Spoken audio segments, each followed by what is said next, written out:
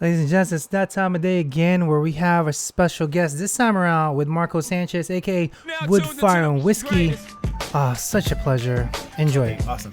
So Marco, I'll let you explain. But I want to say how I first knew of Marco. So the thing is as a chef, I feel so comfortable cooking.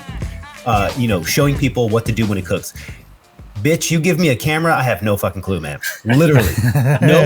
I'm not, I tell people, I am not a videographer. I'm not an editor. I'm not a cinematographer. I don't claim to be because, this space is sacred and I respect the shit out of people that really do it because it is so difficult for me to curate a shot. And it's like, KC, I would look at Woodfire Whiskey videos and I would be in awe of yeah, you'd be annoyed how good it is. I know. Yeah, exactly. Yeah. And so for me, it was Marco, you look up to me as a chef and my cooking ability, but it's the other way for me. You know what I'm saying? I look up to you for your videographer skills.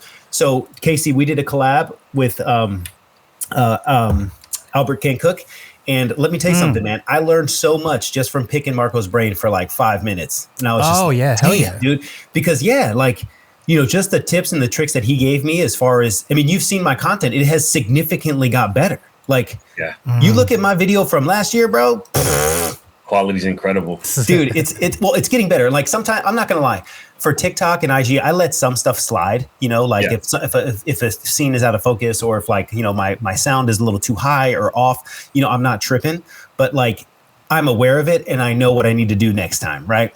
Dude, it's the same for me because when I'm cooking and I'm trying to shoot, I'm more focused on shooting and putting together the video than I am to cooking. So certain things will just get fucked up. If I put all my attention towards cooking, then some of my sounds they don't pick up, and I'm like, fuck, man. It's funny. It's the same for me. So I'm the opposite. I'm not focusing on the filming part. I'm focusing on the cooking part. And so it's funny. I have a mac and cheese video coming out, and I tried to go live on TikTok and also create the video and cook mac and cheese for 20 people at the same time. Shit. And it's a shit show. So there's some scenes where I'm looking at my iPhone where I'm cooking the mac and cheese, but I got the camera running and I'm looking at the iPhone okay, so during this part, because I'm teaching people on the live, and it's so funny. It's a shit show, but I'm still going to post it. So Marco, for the people that are listening and watching, just give us a little, summary of what brought you. You broke up a little bit, but I think I understood what you said. So my name is Brandon Dearden, and I've worked in many Michelin star restaurants. My name is Marco. I'm Woodfire Whiskey online, Woodfire and Whiskey on TikTok, Woodfire_whiskey on Instagram, Woodfire and Whiskey on YouTube, and you can find me on Snapchat and shit like that. I make food videos. I try to make food videos. Well, I try to make food, but I definitely make videos. Yeah. There's my elevator pitch. Nice, dude. The elevator pitch. Nice. And Casey, because you guys are meeting for the first time, do you mind telling a little bit about yourself? Oh, of course not. So I am the controversial cook on TikTok. I like to post the controversial stuff because I think not a lot of people talk about it. So let's say cook temperature of chicken, right? Everybody will say 165. I'm like, bitch, I eat that at 140. Everything is red, pink, and everything. So it just depends. Medium rare chicken. Yeah, mid-rare chicken, medium rare chicken. So however, there's a lot of caveats to that, right? If you get it on a really good source, like from a farmer that they take care of it. The chicken's well fed, absolutely, 100%. I'll eat that mid rare, but for the purposes of our kitchen, that's not leaving out the pass until 165. Make sure it's already fully passed. So that's me. I do a lot of content like that, and then when you see my videos, especially for YouTube, I only show my hands, because I think you'd learn more as a cook if you see my processes if I use my hands instead of me just talking and blaring out to you. But yeah, so that's me. But a big fan, I'm telling you right now. I know you because of your birria taco. That's how I followed you a while ago on my other account, not on this one, but I still follow you on this one. But I was just like, yo, this dude literally just boom, let's make food. Yeah. Dude, and then it keeps I swear going. to God, man. Yeah, and it's funny because Marco, Casey and I met because I remember he commented on one of my posts. And it's funny because we're both chefs and we honestly disagree on a lot of things. You know what I'm saying? And it's quite a great, bit. but we're old enough to have like a conversation about it and talk about it. So that's how we became friends. Like a good example is like, he might say mid-rare chicken and then I play devil's avocado. I'm like, yo, listen, it's up to you whether you want to fight that battle. But like, I'll tell you right now, if I'm going to post a video on TikTok, I'm going to say 165 because it's not worth the fight, right? Casey, it's worth the fight. And my man puts the capital P in fighting, but he's 100% right. So like, here's the thing. Like, and actually this just happened. I just recently got a chicken from D'Artagnan, which is, it's creme de la creme. And I'm not going to lie. I'm not eating this thing at, super well done. But if I were to cook it for somebody else or cook it, a good example is like my wife, dog, team dry chicken. Ain't no fucking way. She is not. And go ahead and take it to 180 for me. Dude, she will. I'm telling you right now, it ain't happening, bro. And so it's funny because over the years as a chef, especially in restaurants, I'm not fighting him. I'm not fighting anybody about it. So that's where we kind of. There's one thing you said in one of your videos that has stuck with me ever since I saw it. You said it's okay if you don't get it all the way to the temperature, as long as it gets close to the finished temperature, then it's closer to being safe than being unsafe. Yeah. And for me, like, going to the chicken discussion, I pull my chicken around 155, 160. And then I let it rest and then rise up to 165. But I never check the temperature after I pull it off at 155. Yep. I just let it do its thing. Yeah, but honestly, eating undercooked chicken nowadays, you're not going to die, bro. It's not going to kill you. Like, trust me. And here's the thing: I grew up. My family is half. So I'm half black, half white, and on my black side, I'm half black, half white, and so I grew up my whole life thinking that chicken needed to be absolutely murdered, right? So when I was in actual culinary school, I took a bite out of a frozen raw chicken tender. Okay. Like I fried it, like the fryer oil was new and I fried it, but I didn't really know what I was doing. And then it looked crisp, golden brown and crispy to me. So I just took, I took a bite out of it and I was like, fuck, this is ice cold. And I look at it, it's pink, like raw in the middle. I thought I was going to die. I thought I was dead. Have you seen this guy on TikTok, Martin Cabello? Yeah, he just eats everything raw. Yeah, it's crazy. Yeah. Dude, he had like a piece of pork, and I don't know what he was talking about. He eats the pork, and he was like, "Okay, now let's talk about the color of hair." Like, what the fuck? What are you talking about, man? You just ate raw pork, my guy. Yeah, that's crazy. Yeah, I don't go to that extreme. I mean, it sounds delicious. Yeah, pork is another one of those topics, man. It's crazy because, like I was telling KC, like, it's okay to eat pork like medium, mid-rare, even like undercooked, I would say. Some people ain't having that, bro. It's just not. Well, pork loin or like a pork chop, you can take it to like 140 and it's good, right? It's perfect. Yeah, but if people look, here's a good example. I'll use my wife as an example. Ain't happening, dog. This ain't fucking. I love my wife to death. The first time we met, I'm sorry, I'm saying this again, but I was just a cook at the time. Sous vide was very popular, and I cooked this pork loin mid-rare, right? Mid-rare, and then seared it up to like, kind of like rosé pink. Yeah. And we're sitting there at my house, and I'm like, yeah, she's gonna love this pork loin with smoked guacamole and some other shit, right? Some crazy shit. And she's looking at me like this, and she's like. Okay, listen, I'm not going to lie. Are you going to be, I know you're a chef. Are you going to be super mad if I put this back in the saute pan? And I'm like, no. Do you want to cook a little more? I'm like, and I'm thinking in my head, it's perfect. It is a fucking perfect medium. Like, jog, she put it in the saute pan. No shame, dude. She murdered this thing, dude. Wow. And always, like, it doesn't matter. Like pork, chicken, forget about it. There's no changing her mind on eat something that's pink. And this is what I was trying to say. I'm like, it's not a fight for me. I want to keep the peace at the house. You know what I mean? Like, and I think that's important to take into consideration. Hey, when I first met my wife, she only wanted her steaks like past well done.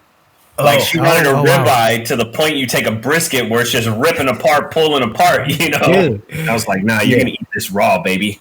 You're going to eat it raw. Just there's a flame in the next room. It's cooked. Is she okay with eating mid-rare steak now? Or? Oh, yeah, she loves it. Okay, good. Yeah. So I think when Daddy cooks it, it's one of those things. Yeah, and you know what, Marco, I forgot to tell you, I love how you brought your wife into the picture. You know what I'm saying, and how she's a part of it now. You know what I'm saying. I bet that's brought you a lot closer. Like it has. It's tough because I work from home. Like all this content creation stuff. Like this is my job now. This is the gig. Yeah. We make really good money doing this stuff. So I can stay home, I can cook. She has to go to work still.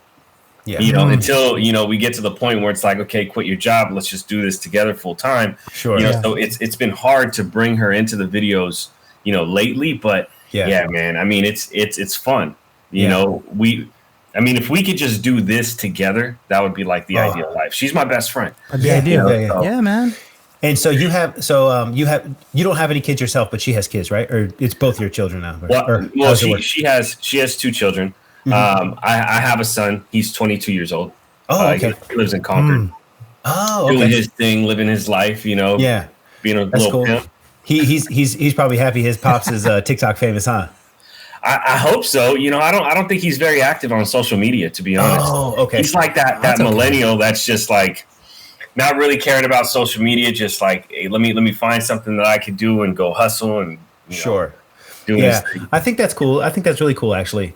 You know, some people get buried in the social media game, and it's absolutely crazy. But what I was getting at is like I'm the opposite. So I keep my wife and family off of social media, off of my page. You know what I'm saying?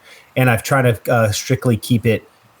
My wife's not big into social media. Like sometimes she sees like the shit that I'm watching or like what I'm doing, and she's like, "This is ridiculous." Like when I posted a video of me like cracking the egg on the ceiling and then catching it in front of and she's like, "Who's gonna fucking clean it up?" Like it's 9:45 at night. She's like, "It's 9:45 at night, and you're having me because I don't say what I'm filming. I'm say, "Hey, can you just film me real quick?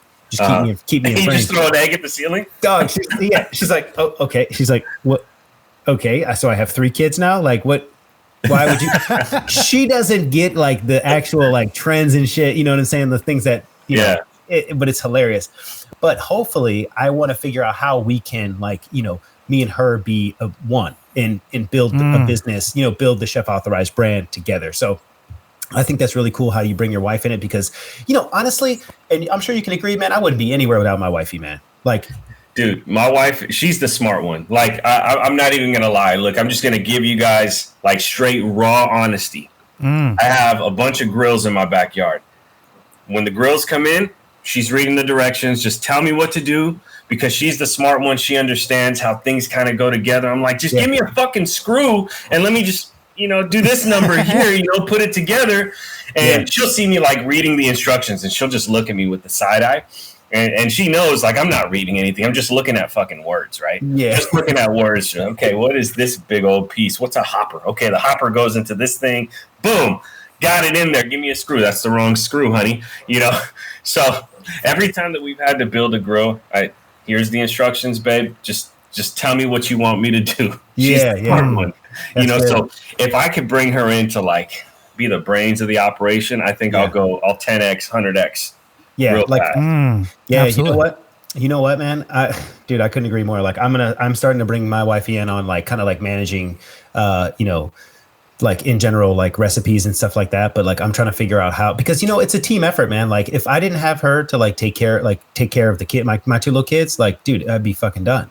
You know what I'm saying? Let's be real too. Let's speak a little truth to power here. Women are a little bit smarter than us. No, there's no doubt. There's no doubt. She's the logical one. You know what I mean? Like yeah, like I'm over here like, oh man, I gotta film this, and she's like, yeah, great. Can you take the fucking trash out? Like, like, hey, that's cool. You take it out. She's like, no. Like, well, I mean, it's funny because like, like the thing is like I think, women taking care of children is so underrated. Meaning like they don't get enough credit. Like it's a fucking 24-hour job. And I've told my wife before, like I can't do what she does, man. Listen, we were outside, and it's funny because like I'm sitting there. I forgot what I was doing. I wasn't paying attention. But my oldest son ate shit. Like I mean, boom. And when I tell you, I didn't even flinch. I didn't even move. And she's like, oh my god, are you okay? She's okay. And she's looking for action. She jumped into action. I'm like, you know what? I need to fucking work on this. I need to work on it. Like my man could have been missing his 3 front teeth, and I would have just been like, hey, you good, bro? You good? Like, oh no, my son lost an arm. What do I do? Well, grab it, dude. Yeah, and it's like, like it's like, and I'm like, here the thing is like I think a lot of people, they don't take in consideration how much their partner is actually a part of their life, and I think it's really important to shout that out. And it's Casey, you probably say the same thing, huh? 100%. So my wife is the how do I say this? She is the calm-headed one. I am the brute force always through. However, when it comes to instructions, though, we're flipped. She's like, give me the fucking shit. I'm like, no. We're reading shit first. I don't want to do this twice. I really don't. So that's where it differentiates. However, on everything else, I'm like the first one out. And she works in the medical field. So if someone's missing something, I'm like, babe, how do I patch this? She's like, oh, do this. I have a suture kick underneath. Just put it together. You're fine. I'm like, all right, cool. So that's how we kind of manage each other's time. But she's way busier than I am, bro. She's doing like 80 hours a week. Like insane. Oh my goodness. She works in a hospital, so that's crazy. Yeah, our schedules have flipped. Mm-hmm. Yeah, man, that's crazy. So, dude, let's talk about TikTok real quick, man. So, absolutely. So it's funny because like I've seen such a big change in like how the TikTok algorithm and like what's popping off and like the direction that TikTok's going. Like, where do you see yourself in about a year to 2 years on this app? You know, it's tough because, you know, with TikTok, the algorithm changes so much, you know, and earlier this year, like I was, my content was popping, you know, it was all over everybody's For You page. I was getting hit up by TV stations and podcasts, and it was just like, it was overwhelming. And then one day the algorithm changes, that's gone. It's all up. And then there's a new set of people that are getting pushed, and that's fantastic. You know, so it's tough to tell. You know, my goal with posting any kind of content now is I just want my videos to reach between 50 and 100,000 views every time I post. That's it. That's it. I don't like, God damn. Dude, I don't care about going viral. I don't care about 1 million views. I don't care about any of that, because I think what a lot of people don't talk about is when you go viral, that shit fucking stings. It does. It does. Yeah. You know, yesterday I read a comment that, you know, it kind of fucked up my day. And it was just one comment. Yeah. It didn't even have to ruin my day at all, but it did. You know, it affected me. Yeah. You know, and when you go viral, well, you got to tell us now. Tell us what the comment is, Marco. Come on, bro. We don't have to relive it, but I'll tell you my point of view on comments. Go ahead. He said to me, "Take this as some critical bullshit." Like, this was on Snapchat actually, where I got the comment. Okay. Take this as some critical bullshit. You cook the same looking shit every single time. You're getting boring as fuck to watch. When I read that, it didn't affect me like, dude, this guy's talking shit. It was like, damn, am I boring now? I've been doing the same thing for so long. Okay, so now I'm like racking my brain trying to figure out, you know, is there a different angle that I should shoot from? Should I switch up my background? Should I just talk directly into the camera, 100 times more than I am now? You know, what is it? You know, so it affected me to the point where I started, evaluating my content. And I stopped making a video yesterday and said, no, I'm not even going to put this out. I'm just going to stop right here. Oh. I'm done. I'm not going to record anything. I'm going to figure this shit out. I want to figure out something new. Long story short, I didn't figure out shit.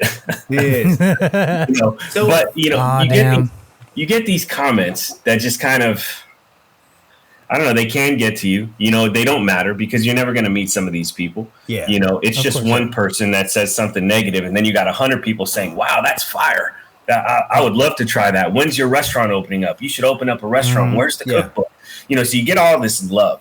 Yesterday when I read that comment, I decided to focus on the hate, which goes against everything that I, kind of want in my life. Usually I'll focus on the love comments and what people like, so where it's going to be in a year, who knows? Who knows? The algorithm is always changing, so I've just set a goal now, 50,000 to 100,000 views per video. And I'm in a good range where, I think brands are still going to want to work with me. Sure. That's good engagement for brands to be like, okay, I'll pay you X amount of dollars to promote this shit, promote that shit, Yeah.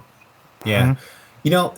So here's my point of view, and I told Sushi Chef Cho this as well, because my man gets so many negative comments. He gets so much hate on that guy. Sushi CEO of Sushi Cho, he has like 700K. He's he does those duets with here's another sushi. The avocado video. You didn't season your rice. Well, he's changed it because he got banned a couple times. But I told him, like, you got to be careful, man. Like, I know that just be careful because you don't have control over TikTok. Owns the shit, dude. They own it.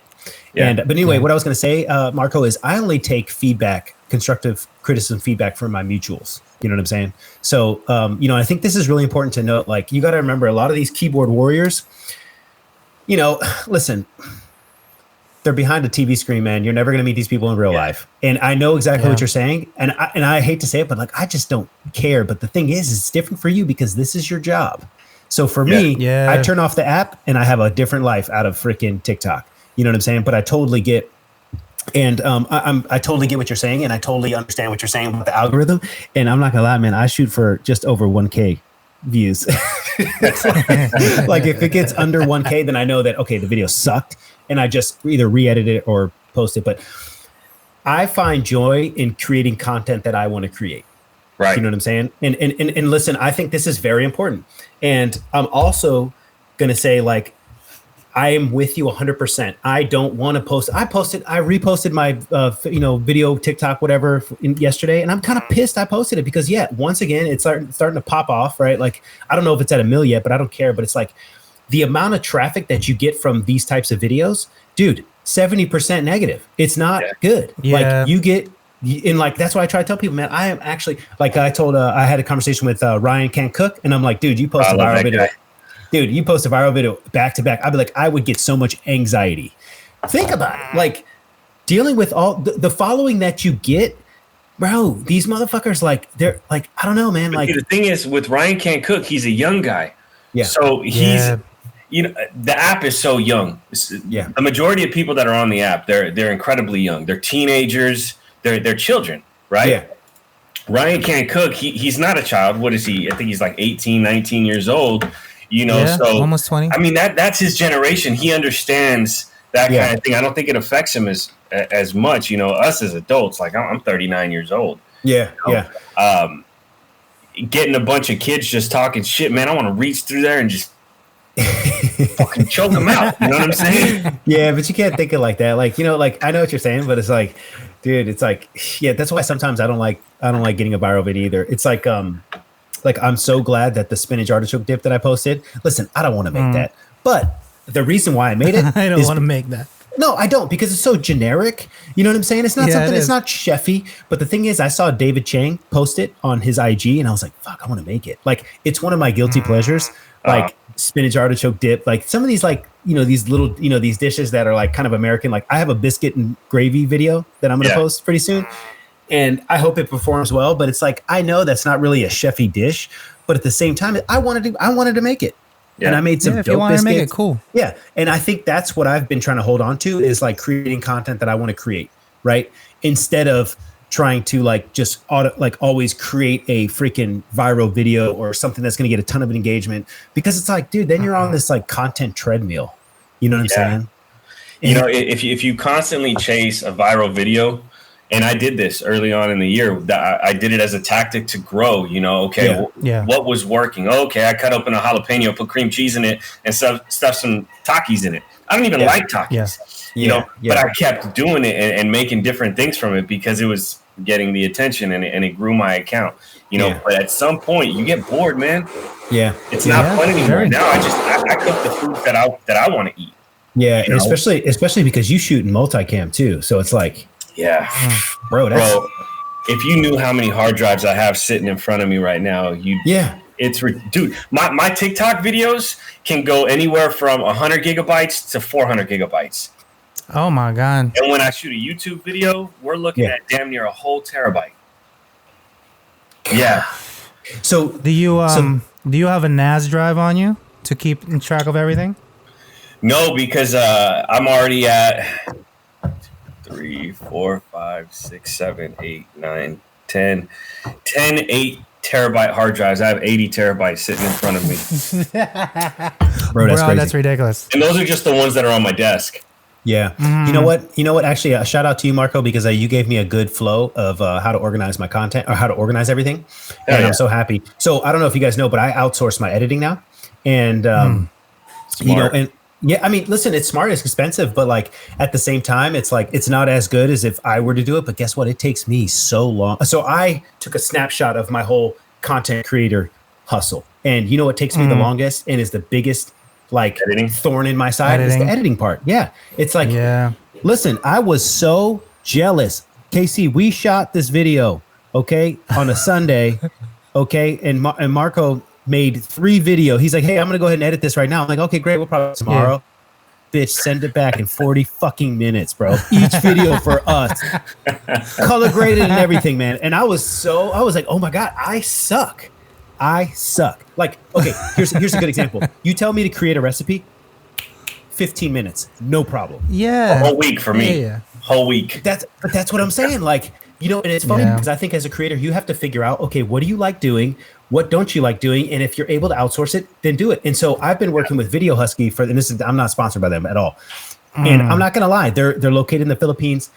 It's worth it for me. You know why? Because dude, uploading the files to Google Drive and just pasting that link and sending it off and getting a video turnaround in 2 days. And like, I'll be honest, I'm not asking for a commercial here. I'm asking just for TikTok and IG videos. Yeah. Like if something's off, it's totally fine. Like right now, and I'm constantly working with them on what I like, and I'm actually just giving them the keys. Like, here, just I'd rather you just give me the 45-second video. Like, I don't give a fuck. Like, just give me the post. Listen. Does it sound good? Does it look good?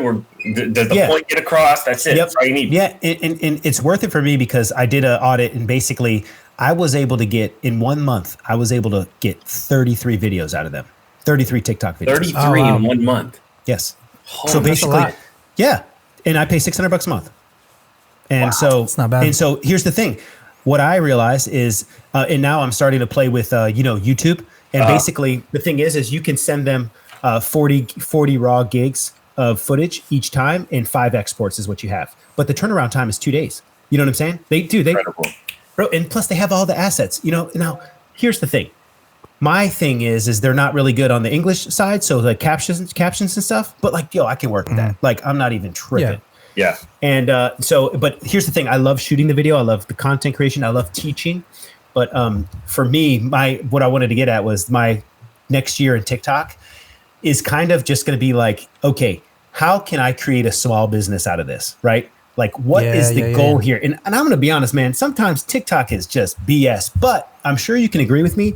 It's switching to more of an entertainment app. It is.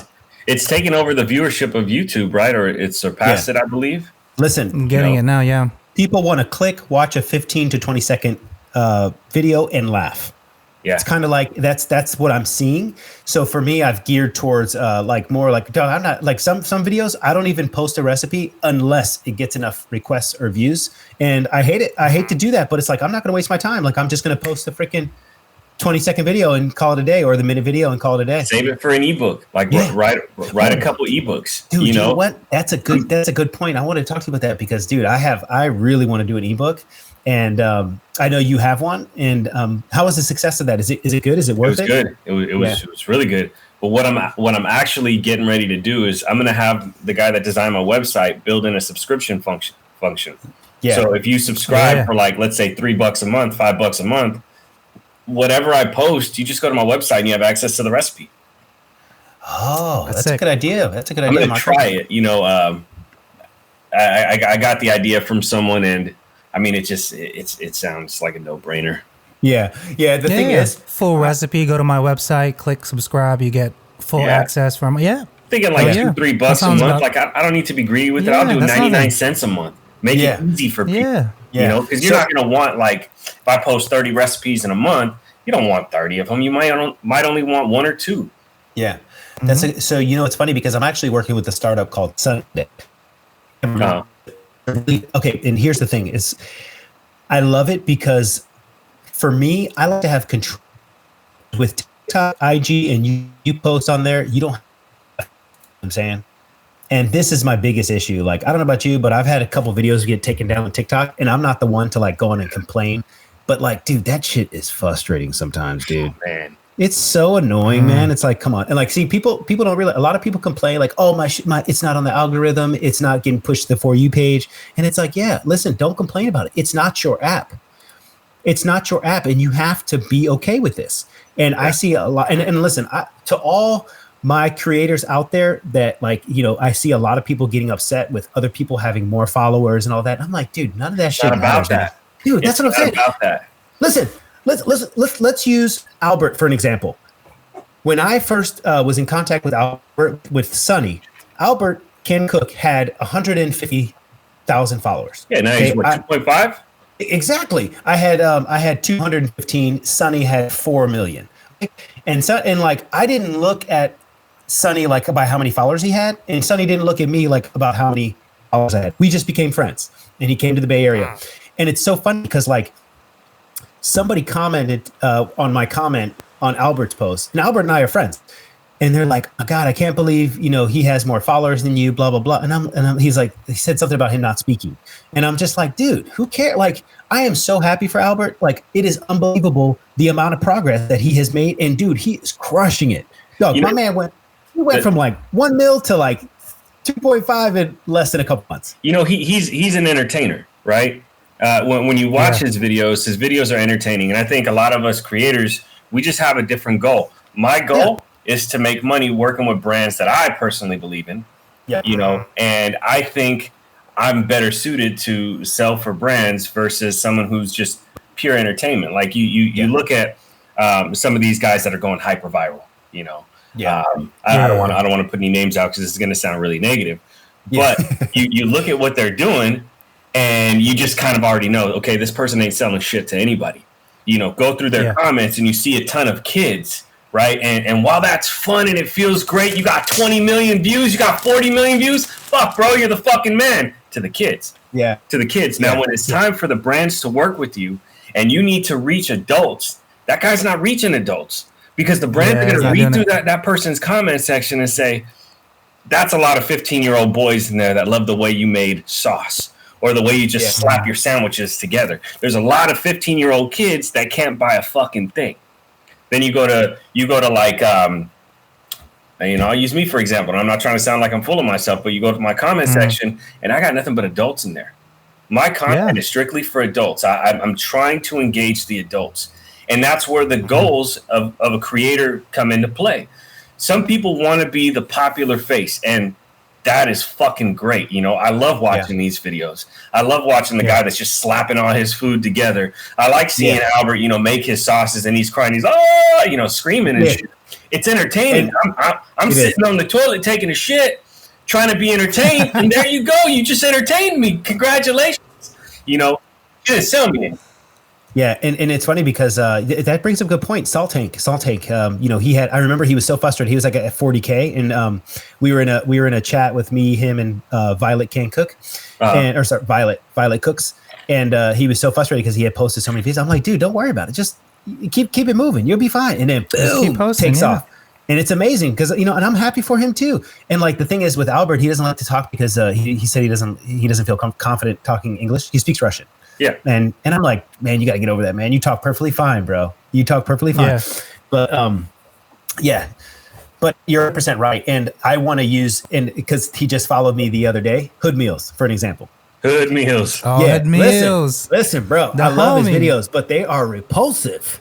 And he's starting to clean it up a little bit because he's getting smart. Listen, Casey, and I know I used this before as an example, and the only reason I'm going to do this is because he posted a video on this. But, he has 5.5 mil on TikTok and he has over 500K on Instagram. And guess how many sponsors? Zero. You can't sell shit. And he had his own spice company that flopped. And what his whole comment section said? I don't know if you saw it, but he's like, I can't sell these spices. And then everybody's in the comments like, listen, I don't want anything you touched. Like, yeah, you know what I'm saying? And that's why I try to tell people like, keep the content clean. You might not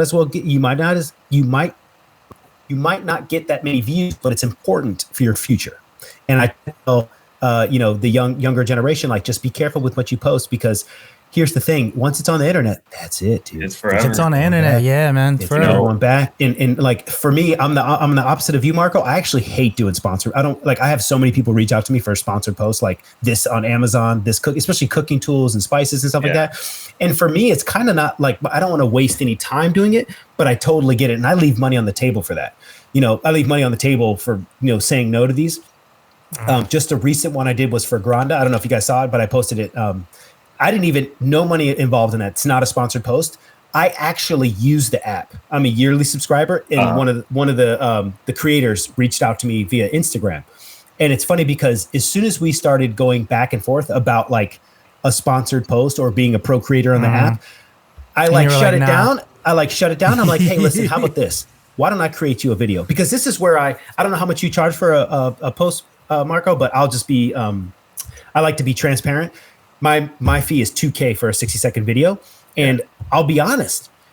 Yes, some people pay it, but some people don't. They're like, nah, fuck that. Right. But that was what I was, look, my first real sponsored deal, I reached out to Sonny and I was like, hey, what should I charge for this? He's like, start at $2,000. And I'm like, okay, boom. And that they didn't even question. I made the video for them, shot in 4K, edited professionally, blah, blah, blah. And that's the same pitch that I use every time. Like, hey, if you want a selfie iPhone video with a thumbprint on the screen, yeah, I'll shoot something for you, but I'd rather not do that. You know why? Because this is the portfolio I want to build for up and coming clientele that's actually going to pay for it. Yeah. Williams Sonoma, Sur La Table, Calphalon pans or whatever, I'm just shooting it out there, all clad. And I realized that's more important to me. Not taking this $300 freaking, exactly. Like it's not worth it for me, man. Like this is not my main source of income. And so what I wanted to get at was with the Granda thing, I was like, hey, how about this? Let me shoot a testimonial, a dope one. And see, here's the thing. I'm going for the jab, right hook, right? So I shot this dope ass video yesterday, and honestly, the lighting was perfect because like I live in California, so light hits from one side. But this video I look crispy, And I sent it to Video Husky to edit, and they came back, and it was a really good, clean, kind of like commercial. And let me tell you something: the feedback I got from the company directly has set the standard and also leveled up our relationship. Right. So it's kind of like, I think creators should start thinking like, okay, listen, how about this? No charge up to start. If I get you 500K views on this video, or if I get you 50 new subscribers, then I want 10K. Right. Like that's tough. Hell yeah. That's a tough one. So I just did a deal with a portable blender, and, looking at some of the past, sponsored videos that I've posted, we're looking, 50K, 70K, 100K on some of these videos. Man, this video had a tough time reaching 5K, in 48 hours. I mean, it didn't do good at all. Given the, what I'm putting into it, 3 cameras, the editing, the storage of it all. Had I done something like that, I would have never got paid. You'd have been tanked. So then what's the avenue? That's my question, because I know for sure right now TikTok is full of sponsorship ads. It is right now absolutely ridiculous. Right now. I can't scroll for 3 videos without getting some sponsored ad. Yep. And they need to do that. Think about this, right? When they first rolled out the Creator Fund, right? Everybody joined that could join. Everybody was making money. I know I was making good. Dude, I was averaging, for my account where it was, I was getting like $1,000, $2,000 a month for a good 4 months. That money starts to run out, right? Yeah. And a lot of people, they saw a drop in their views. Well, some people would say, it's because I'm in the Creator Fund. They don't want to have to pay me for the videos. And it makes perfect sense that they would do something like that. Not saying that they are, but now they're in a place where it's like, okay, we've started this. We're paying people. Do we just pull the rug from under all these creators? A lot of these creators, they depend on it.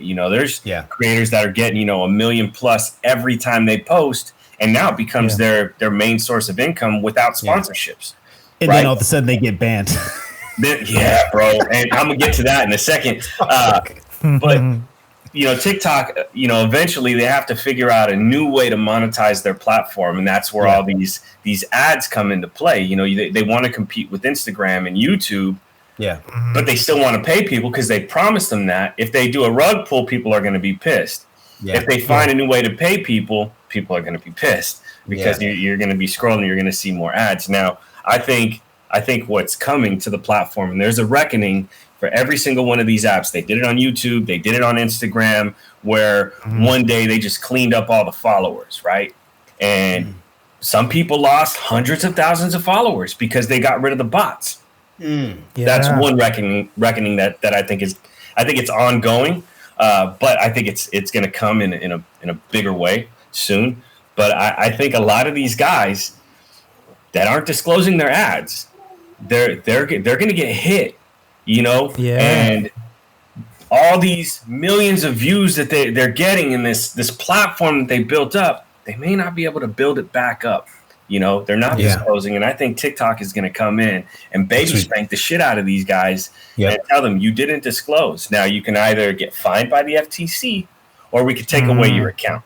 Sure, I wholeheartedly see that happening pretty soon. Because there's a lot of ads right now. And I don't want to call out any specific brand, but there's a certain brand whose creators don't even use a partner hashtag. They don't use hashtag ad. They don't use hashtag sponsored. It's just hashtag the company, right? Yeah.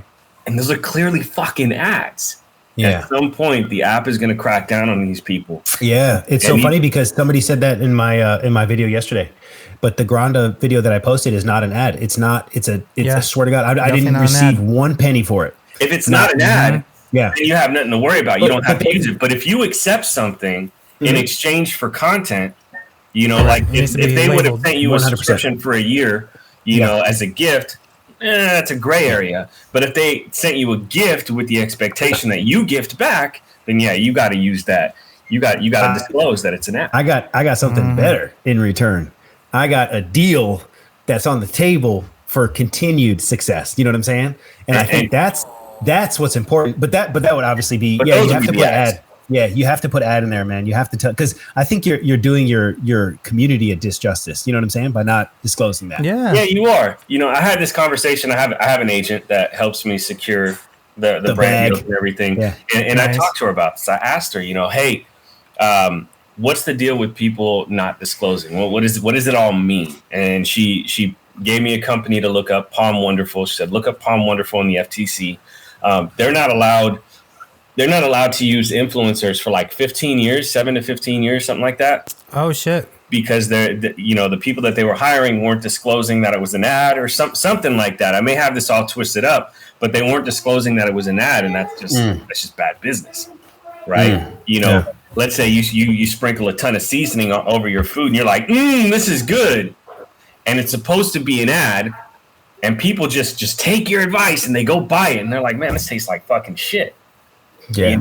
You think that you bought it because the video was cool, not realizing you bought it because that motherfucker just sold you that shit. Yeah. And there's a ton of these videos all over TikTok, and I think that reckoning, I think that's coming soon. And when it does, a lot of these guys that are getting 20 million, 40 million views, it's gonna hurt. It's gonna sting so bad when they take their accounts away. And it, at some point it's going to happen. The FTC is going to look into all this stuff. They did it on Instagram, which is why if you don't put anything about your video being sponsored, no hashtag sponsored, hashtag partnered, hashtag ad, then the algorithm really doesn't know if you're sponsored or not. But the second you put it, if you use hashtag ad but don't use the branding tools on it, they're going to send you a notification immediately. Your video's not going up. You need to tag it properly. Wow. At some point, TikTok is going to do the same shit. So these people using, Marco Sanchez partner, Woodfire Whiskey partner, hypothetically, at some point the app is going to kick that back and say, no, you need to disclose which brand you're working with. You can't just say hashtag company sponsored or hashtag company partner. You're going to have to go ahead and tag that company and disclose fully that you're working with this fucking company. Yeah, you know what? That makes a good point, man. And I think the benefit for all of us, especially, is that all this content creation is all new. Making money off content creation is all new. Think about that. This is becoming a career. Yeah. You know what I mean? And a lucrative career. You know what I'm saying? I will, and Casey, tell me I'm not wrong here. If you're a cook, and this is for everybody, if you are getting into culinary or want to be a line cook, you should 1,000% subsidize your income by posting on social media. Just post it. 100%. You won't make money. Yeah, because if not, I'm telling you, you're going to miss out on the bag. You know what I mean? Because I'll be honest, I don't have as many followers as you, Marco, but I'm just pushing over 400K. But like I know it's coming. Like there ain't no doubt. I'm going to keep putting in the work.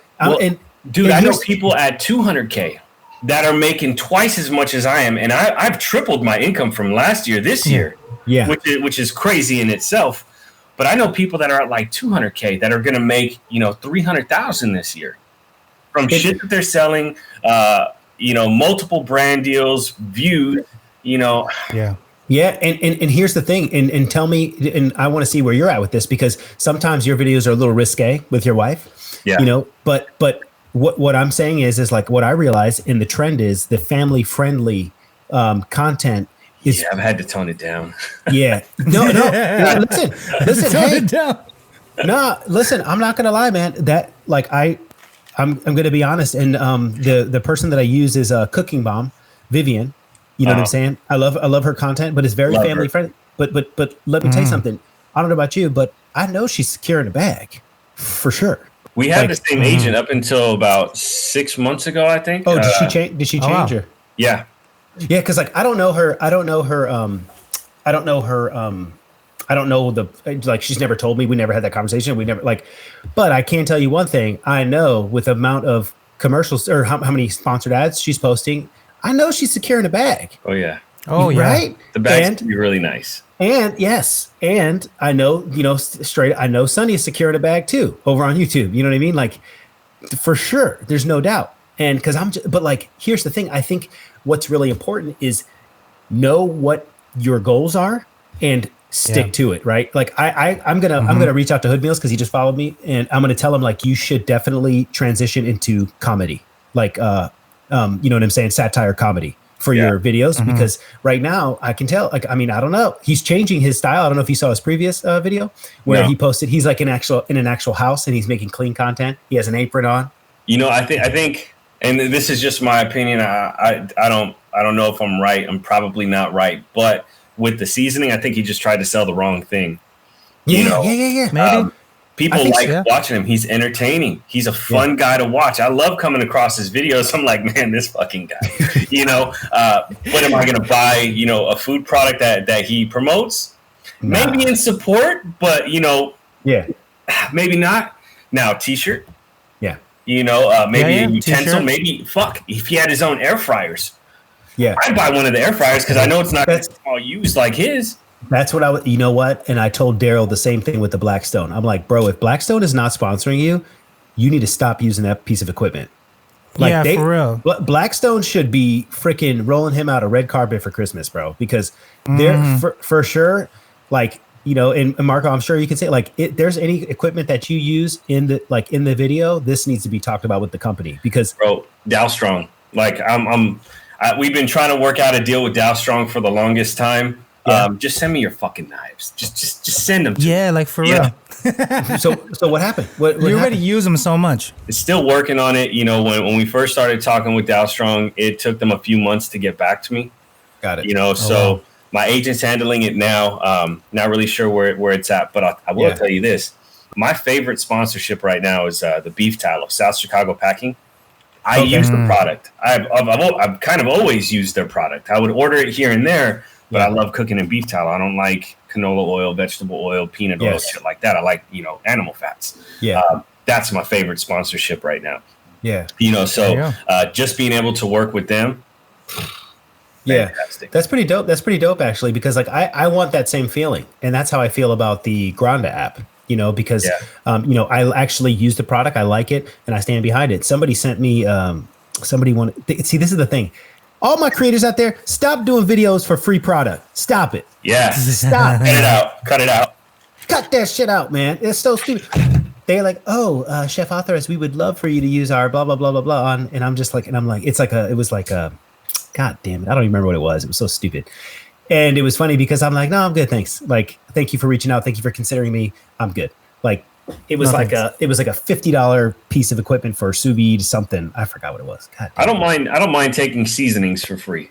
That's the only thing. Dude, I get a ton of them, bro. I have me too. Like 3 racks full of fucking seasoning. It's ridiculous, but those are the things where like I don't really need a deal to promote. Now, if you want me to make content for your company and promote you, Yeah. Well, yeah, because your videos are top notch. I mean, listen, I'll say my videos are like a CC plus. Yours are fucking A plus with extra credit. You know what I'm saying? No, your quality has gotten incredible, man.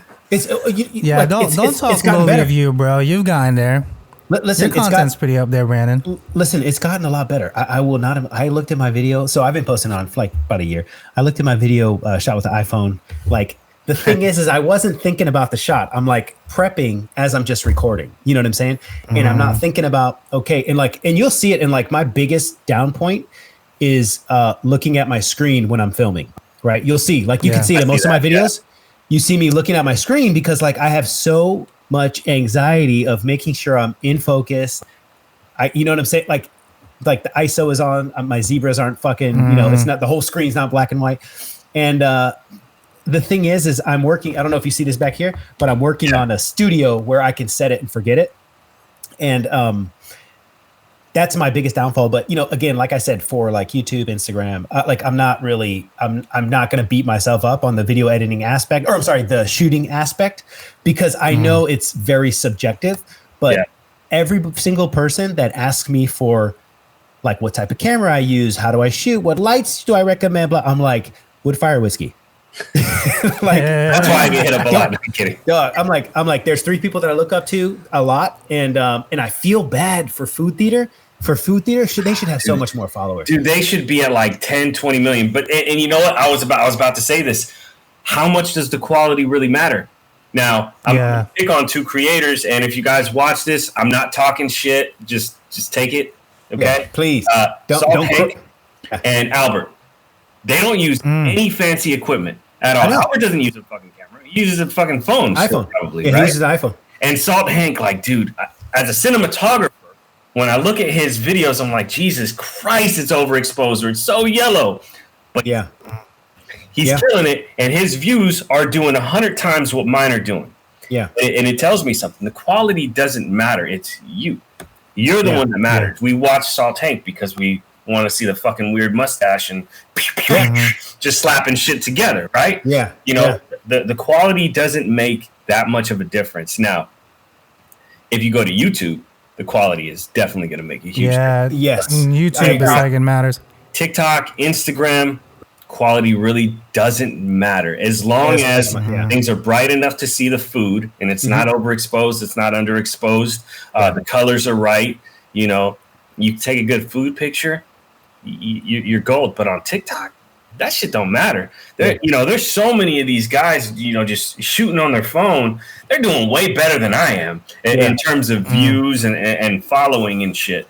You know? It's so funny because I was talking to Albert about the video that he shot in the department store because he didn't have a luxury kitchen. You know, he just like, you know, where he is, and he said he just winged that. He went into the store with the stuff and was just like, you know, pulling out of the fridge, got the shot, and then I was like, dude, I would be so embarrassed. I was like, nobody said anything to you? He's like, no. Actually, I'm going to do it again. I'm like, dude, that's amazing. That is freaking amazing. Do it again. Yeah, well, he can play the I don't speak English role. That's true. Yeah, but it's entertaining. You know, a lot of these, and you know, I feel bad for a lot of these creators that like take off and do 20 million, 40 million views, because here comes the influx of a ton of creators copying your fucking style. I went through it. You know, when I started doing certain things and it was working, I had, you know, 50 to 100 people just fucking copying my style and trying to have my same look. Yeah. Like with Salt Hank. Damn. I see so many people just copying, just throwing shit together. And it's like, dude, find your own fucking way. Let that man have his style. You know? I think, and you know what? I'm with you on that. Like the Owen Han. Yeah, I got you. I totally get it. Like, for like the fact that roommates, him and H Wu, I totally get it now. Like it makes sense. Oh, they're roommates. Like, yes. They're so roommates. It's like, oh shit. Okay, so that makes complete sense now. Yeah, correct. I think Sam Eats was the first one to really do the the sound editing. You know, making a beat out of the sounds. Yeah, and then he's trapped. Look, he posted a talking video where he was talking on TikTok, and he fucking took it down. He took it down and migrated to YouTube. Yes. You should have seen his comment. I should have took screenshots. So he's sticking with just the let's do some cooking. Boom, boom, boom, boom, boom, boom. You know what I mean? Yeah. Because he put the long form video on this TikTok and got absolutely destroyed. Well, what's terrible is, you'll get a bunch of guys that copy your style. Yeah. And they start going viral with it and everything. And then you slowly see your views pulling back. You're not doing as well. That shit kind of stings, Yeah. But as soon as you find your own way, goddamn, man, people just come out of everywhere just copying what you're doing. Yeah, that's why I always, you know what? And that's a great point, Marco. That's a great point. I try things. So I'll have a couple videos like shot during the day. I'll have a couple videos shot kind of like the fast-paced style. But what I ultimately have figured out is that people just get confused, and then my comment section is riddled with, "Hey, what did you use here? What did you use?" Like, here's a good example. Casey, I don't know if you're on TikTok right now, but I am. What you need? Great. Pull up my Cheesecake Factory tie wrap video, and I'll let you do that while I'm talking. So I thought for sure this video was going to go viral. I had Video Husky edit it. My PF Chang's video performed very well. But this video totally bombed, and I'm gonna I put too much work into this dish to like let it flop. But what I'm gonna do is re-edit it, separate the sauces, create recipes, and do my own thing. But I made this like a fast-paced video, and I learned a valuable lesson that, it's just, it's not worth it for me. I'd rather just create the videos that I'm creating, and it's so funny how much more views I have for just being myself. Bro, and that's why people follow us, right? It's not so much for what we're cooking. It's the connection that we're having with them and they're having with us. Exactly. And so when people start copying your style, they're missing one main thing. You know what? I agree with that 100%. I agree with that 100%. And you know what? And for everybody that's out there that's scared to post because of what other people are going to think, just post it. Just post it. Yeah. Post it. Who cares? Brandon, you're talking about the Cheesecake Factory. Cheesecake Factory. I got it. Yeah, there's so many creators on this app that like don't want to post because of what other people are going to think. Man, there's 6 billion users, right, on TikTok. There's 6 billion now. I forgot what the number is. Quite a lot, man. The active, I don't know. I forgot what the active number. Real quick, million? It might be million. When I first started blowing up on TikTok, there was maybe 500 million on the app. So getting 600,000, 700,000, a million views was like these guys getting 20, 30, 40 million views. Yeah. I feel bad for these guys for how they're going to feel in a few months. Like Emily Mariko, like her page. I feel so bad for her, man. That's all going to go away. If you think about it, we get popular, right? And we're the ones that are in the eye. We're the ones being pushed to the FYP. And at some point, that algorithm has to change to give the next person an opportunity. Yeah. So a lot of these people that are going stupid viral. I mean, think of like Chef Kuso, Grork Boys Barbecue. Fuck, I loved seeing their content. I still love seeing their content, by the way, if you're watching. Yeah, me too. But last summer, the summer before, summer 2020, they were over. They were the ones, right? Yeah. And then suddenly 2021 hits. It's a whole set of people. I was one of those people now. Actually, you know what? Yeah. You're 100% right. Same thing with Nick DiGiovanni. Like, do you know what? You're 100% right, man. Now, he's still getting the views, but are you seeing him as much? No, he's mostly on YouTube now. But cheers. At some point, it just changes, and you lose. They take away all that momentum from you. So that high goes away, and man, that shit feels terrible, bro. Yeah, but you know what? Like, I think staying consistent, I think is the most important thing. And like, creating that following, and what I think is really important for people like us, Marco, is like trying to figure out who your customer is. Yeah. Right? Like that is the freaking thing. Hey, did you pull it up, Casey? Can you share the screen? Oh, you know what? Got it. Yeah. I think I have it here. Let me see here. Do you have it? You know what? I got it. Can you pull it? I have it on my screen too. Okay, go ahead. You share it if you're already there. So give me 1 sec. Okay. So as we're playing, Marco, I have a few videos of you too, so just give me a sec while we go through. So this is me making the salads and all the components, but what I realize is it's just too much. There's when I get to these types of videos, I scroll past them because I'm a filmmaker. So when I'm looking at, my shots and I'm putting things together, I love that shit. Like that fucking salt poppy. When I'm putting my shots together, and this is something I learned not only in school, but from the people that taught me how to shoot and edit, each cut, you're telling the viewer, this is how long I want you to think about this. Yeah. And when everything is so boom, boom, boom, boom, boom, you're not giving your viewer a chance to think about anything. And certain things need to be emphasized more than others. You know, so when it's too quick, your audience isn't processing anything, which is why you need to take those sounds and turn it into a beat, because that's the only thing that they're going to focus on. Whatever you're doing in your video, it's lost. I agree with you 1000%, and I learned a valuable lesson with this video because you know, the finished product looks amazing, but I can't even understand it as I'm looking at it. You know, I'm not saying anything. I'm not and so here's the thing. I'm going to take this video and I'm going to make each component individually. I'm going to create a series and then I'm going to do it because that's the thing. It's like, you know, you get to that, man, you lose me after you cut the vegetables. After I cut the vegetables, that's it, dude. Like quick. It's too quick. You know, a lot of these fast-paced cooking pages, I don't follow, mostly because like I just my brain can't keep up with it. You know, I think like a cinematographer. And now there's going to be some people out there that absolutely love that, and that's fantastic. If you find something that entertains you, then fuck it, be entertained. You know, but for me, when I'm watching that boom, boom, boom, boom, it's just it's not clicking. It's not happening. Let me ask you something, Marco. Whose videos do you love as far as like a videographer, cinematographer? Foodie Theater. I mean, dude, that's what I'm saying, dog. They should have a mill by now. Grant's the one doing all the shooting. Yeah, and his style of shooting reminds me of my buddy Devin. Okay, I already if I ever had a huge client that wanted some video work from me, I'm gonna go look for Grant. Like that dude, he knows how to edit, and the way they tell their stories through video is just, I don't understand why they don't get a bigger push. Yeah, me either. You know, on IG or on TikTok. And here's the thing: I know he does most of his transitions with that camera. Yeah, right. It's all in camera it's the way you move it. You know, and here's the skill level of him. And I get kind of geeked out by this because video. He's shooting all handheld. Shut up. In my business, I get a ton of clients that want me to shoot corporate videos, events. You know, I've shot short films. I've shot major films. You know, handheld, it conveys a certain emotion, right? So let's say you're doing a scene with your wife, or you're filming with a female, and it's an emotional scene. You're breaking up, or she's breaking up with you.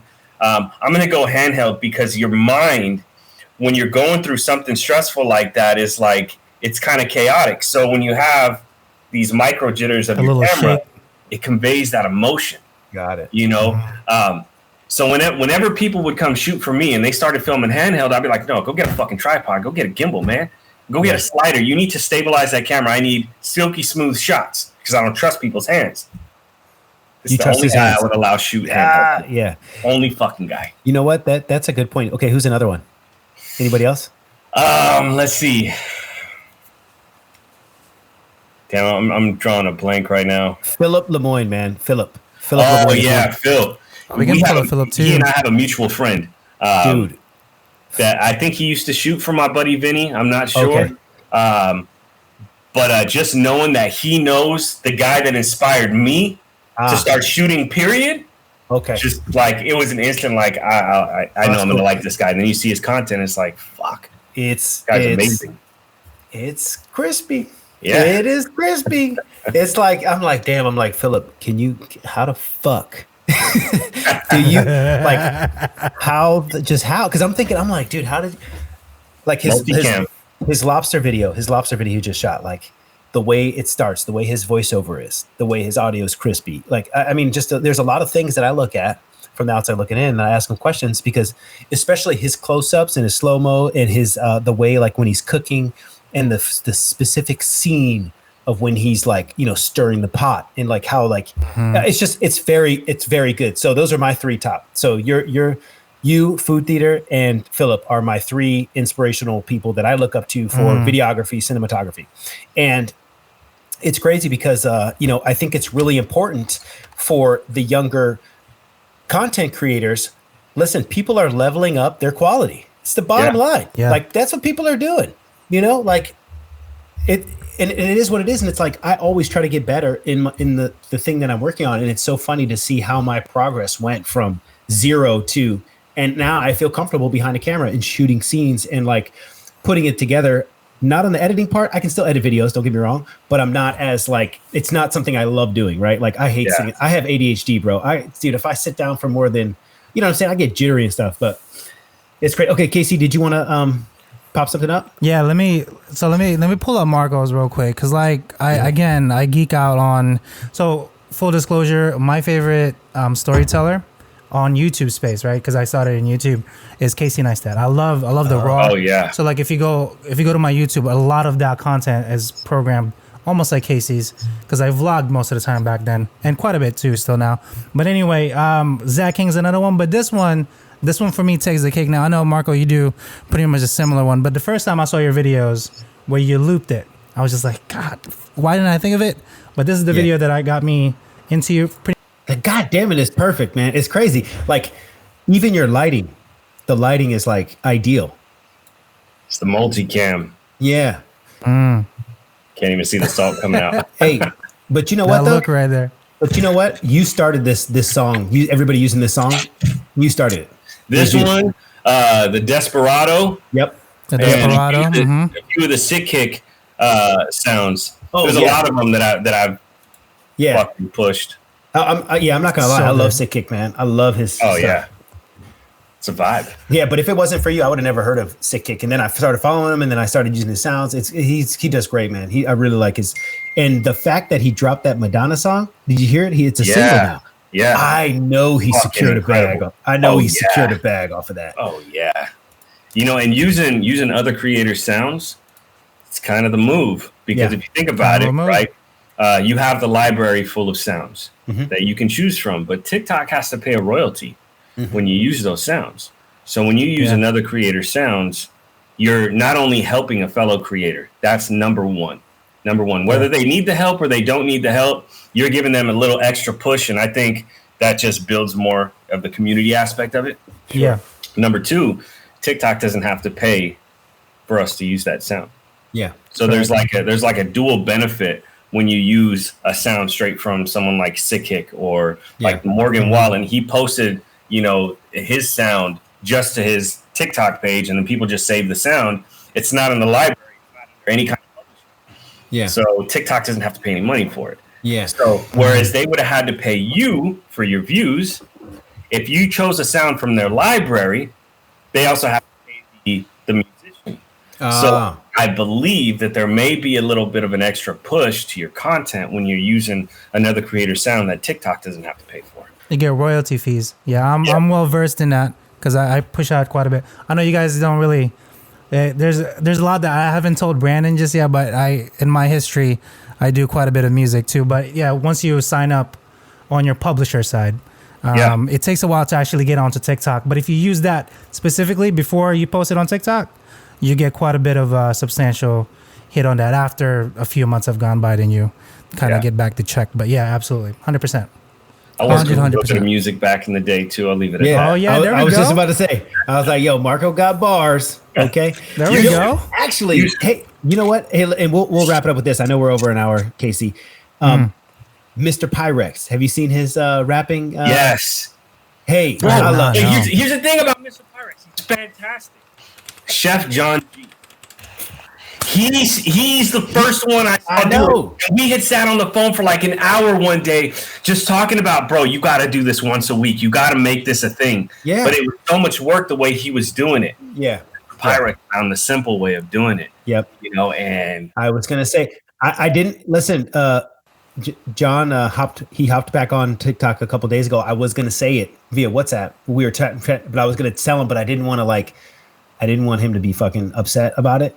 Because if I was like, yo, hey, you should check out Mr. Pyrex, but he's fucking doing this. He got duetted twice. One of those videos once, and I was like, bro, I told you, man. What? You what? I think I sent him one of Mr. Pyrex videos, and he was like, dude, I told you, bro. This was your thing, and John G can rap, bro. No, his videos are crisp, and the bars were dope. Yeah, and Mr. Pyrex just does it on. I'm not down on Mr. Pyrex. He does a great job. His lyrics are great. But he shoots with an iPhone and he's cooking. But John is a chef, and he's spitting about the sushi, and it's that New York fucking. You know what I'm saying? And I'm just like, God damn, you need to do more of these, man. I loved it, and I'm in oh man, I loved it. And like, I was going to say it about Mr. Pyrex, but I'm like, no, I don't want to make him upset. But he's the OG of that, you know? He is, bro. I'm hoping he gets back to it because the way he does it, it's not like Mr. Pyrex. It's so different. You know, it'll stand out. And it was kind of like my whole thing with growing on TikTok was I'm going to stand out in terms of quality because everybody's just using their phone. So my quality is going to make me stand out. People are going to see me. They're going to notice me, whatever. He's an actual chef. He's shooting with a fucking legit camera and he's recording it on a quality mic. He's going to stand out with that style. Yeah. Yeah. And you know what, Marco, like your videos always stand out to me because of the scene, you know, and it's the same, it's consistent and it's just like, it's beautiful. It is absolutely, I love that dark, but like bright. You want to know what it is? What? And you could directly relate to this. What is it? Mise en place is what you say. Everything in its place. Mise en scene. Mise en scène. Yeah, you know, so we say something similar in the film world, you know, everything in its scene, everything in the scene, you know, that's what we're talking about. Like when you talk about everything in its place, everything is in its place, ready to go. And it's the same idea. Yeah. And you know what? I couldn't agree more. That's why I'm setting up this, like I got a little oven back there. I'm setting this so I can keep my camera. I just want to be able to keep it in the same spot and shoot. Cause right now I shoot anytime I get because I have kids, right? You know what I'm saying? Yeah. So my kids are fucking loud, son. Like, and I don't want to be the dad to be like, shut up, you know, shut up. Like, I don't want to, they need to be kids. Yeah, so the only time I'm able to shoot is either late night or like during the day when they're not here, when they're either at school or with their mom. And so for me, it's kind of like having to adjust the ISO and make sure the aperture is there and make sure everything is, you know, legit. Like, it takes a lot of time, so I'm trying to streamline that where I can, you know, I got the sound blankets here, and I just put these lights. These are the bright, like 6K lumen, like really bright, right? Yeah. And because before they were too yellow, but yeah, I'm trying to work on that too, man, because I just need to be able to shoot from like 9 to 12, call it a day. You need plug and play. Yeah. Plug and play. You need plug and play for you. You just go. Yeah, that's how my kitchen is right now, but we don't have any little ones here, so it's everything just stays set up. Like right after this, I'm doing a video for Mountain Dew. Oh shit! Okay, that's what's up. I'm making a sauce out of one of their sodas. Oh, perfect, dude. Listen, people underestimate. Like I treat that like I made somebody poached, and I'll leave it at this, Casey. I promise we'll wrap it up. No, you're good. You're good. I saw somebody poach something in Sprite. And poach fish in Sprite. Interesting. Look, and I'm like, that is fucking stupid, man. I'm like, that is who wants that? Dog, I did it with Chilean sea bass where I made a poaching liquid, but then I added some Sprite to it. Uh-huh. You know what I'm saying? And then I kind of reduced it down and kind of made a glaze. And I'm going to tell you something. It wasn't horrible. It wasn't horrible. Oh, that's sugar.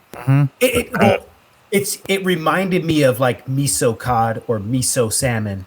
You know what I'm saying? Because it was like sweet, but had that lemon accent. And so I added fresh lemon and I'm like, you know what? This is not actually horrible. I don't like sweet fish, but I was just like, you know what? It's not that bad. I was clowning this person about it. It wasn't that bad. But I mean, I wouldn't do that now. I wouldn't like do it and create a video. But I was like, I need to be more open-minded to different ideas. But the barbecue ribs braised in Coca-Cola, amazing. Barbecue pork, I should say. Oh, yeah. Amazing. All day. All day. Anyway. Sorry, Casey. Let's wrap it up, man. I had so much fun. Good. No, as I was saying, much more common stance than you think, though. Having cola, especially in Spanish cuisine, they use that quite a bit. Yeah. Like as a braising liquor or a marinade per se. But as we do end, Marco, I appreciate you guys snapping by. But like as we do head into Christmas season, right? It's Christmas now, bro. We've been blasting Christmas music since Black Friday. I'm over at the restaurant. I don't ever want to hear it again. But obviously, we have to play it for our customers. But can you give me one specific meal that you do for the holidays, specifically going more closer to Christmas? We always make pupusas. Pupusas, yeah, baby. But I think this year we're gonna make some nacatamales. Yeah. Okay. There's a small little Colombian joint right outside, literally a la calendaria, right outside my house, and I get all that stuff nice. Literally 6 a.m. in the morning. It's like amazing. Hell yeah. Brandon, how about you? For me, I'm going to do the best I can to not cook anything for Christmas. So I told it's funny because for Thanksgiving, I made Thanksgiving dinner, but where I work, I cannot film anymore on site. So I can't post or do anything that what I'm doing because it's like the freaking super confidential. It's the White House. But what I'm saying is, I don't like cooking on holidays. I want somebody to cook for me. So on Christmas, we're going to order out and pick up and then enjoy in our own house. But if I had to make one dish, it would be bûche de Noël, and that would be the Christmas log or whatever. It's like that chocolate dessert. Yeah, I want to make it because I've only made it once, and I want to make it again. And I think I might do a video on it. I'm not sure. We'll see. I probably won't film whatever I make for Christmas unless I plan to make it a video. Yeah. I might film the Naka Tamales just because I think it'll be a cool video. But like Thanksgiving, I didn't film any of that shit. I just cooked. Yeah. I'm with you on that, man. I'm gonna post. I've like filmed one. I filmed mac and cheese, but I really wanted to enjoy the time with my family. Exactly. But yeah, damn, this was great, man. I love this. See, like just talking, shooting the shit, man. This is amazing. Just talking, man. People rarely do this anymore, man. It's freaking amazing, man. It's like, just like I swear to God, if it wasn't, so early. I don't drink, but I would love to have something to drink. Or pour some more milk. Yeah. You know what? I want to start that again, man. I want to do that. Like, I don't know if you saw a couple of my videos. I had a baby bottle, the big ass baby bottle. I thought it'd be a good, but people just thought, they were just like, what the fuck? Why are you pouring milk out of it was a huge baby bottle. I thought it was funny. It's hilarious. Yeah. All right, man. Hey, for everybody else, though, I'll make sure Marco's tags are all down below so you guys can hear it. Obviously, if you're listening to this on an MP3 or in streaming, you only hear audio, but I would suggest you go to our YouTube joint so you can actually get the full experience. Like we're actually all talking all together. But for everybody else, thank you so much, and we'll talk to you guys again.